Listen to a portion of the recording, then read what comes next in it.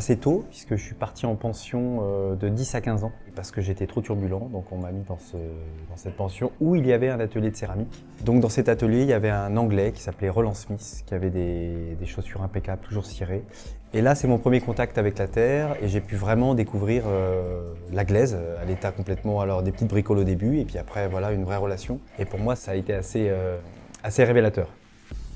Je crois que c'est la fois où j'ai présenté Astrée. Astrée est le nom d'un bateau qui appartenait à la Compagnie des Indes et qui naviguait et ramenait de la porcelaine à l'époque où, en Europe en tout cas, il n'y avait pas de porcelaine, donc on a ramené ça de Chine.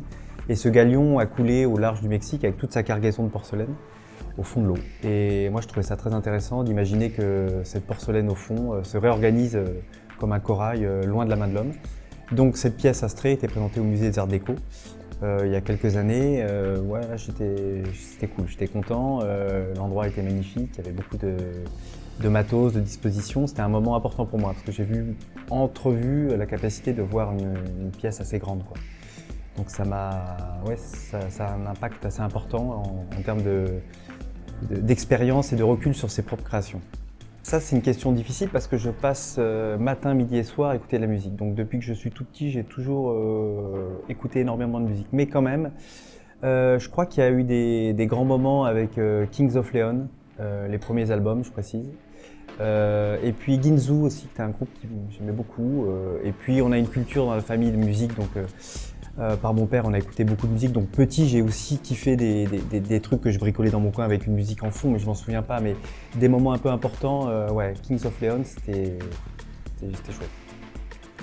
Il y a eu plusieurs choses. Une fois j'étais dans le Marais et j'ai vu une installation. C'était une guitare qui était... moi je suis pas très installation en plus, hein, mais là il y avait une guitare qui était posée dans une chambre complètement blanche. Tout était fermé et il y avait des piafs qui étaient en train de voler. Et la disto sur la guitare était branchée, ce qui fait que quand les oiseaux venaient se poser sur les branches, il y avait de la statue, et ça faisait un effet sonore. Ça m'a vraiment énormément impressionné. Je n'étais pas du tout dans cet état d'esprit d'installation, donc j'ai vraiment pris une claque. Ouais, c'était un moment très, très chouette, fort, quoi. J'ai imaginé collaborer avec le studio Super Bien il y a à peu près 3 ans.